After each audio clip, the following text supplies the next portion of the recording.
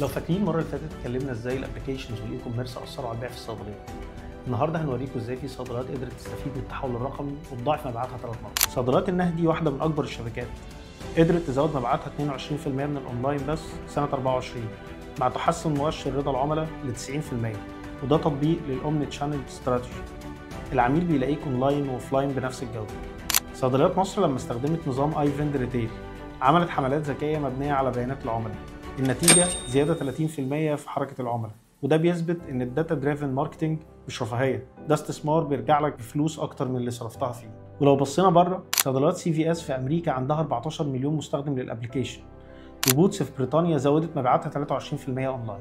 انا عارف ان الحلول دي لسه محدش نفذها في مصر بشكل كافي، حتى يوداي وشفا مش قادرين يستوعبوا السوق ولا احتياجات العملاء، وده بيخلي الفرصه متاحه للصيدليات انها تاخد خطوه في التحول الرقمي، واللي هيسبق اكيد هيفرق معاك. لازم تبقى موجود اونلاين، واستثمر في الاداره والتكنولوجيا والسيستم. ما تخليش الصيدليه زيها زي الابلكيشن، عميل بيخش يسال على علاج وياخده ويمشي. زود الخدمات اللي الصيدليه بتقدمها واعمل اللي الابلكيشنز مش تقدر تعمله. اللي عايز اقوله ان التارجت والتكنولوجيا ما بقتش رفاهيه، ده مستقبل الصيدليه. السؤال بقى، هل صيدليتك جاهزه تكون جوليب او النهدي الجايه، ولا السوق هيسبقك؟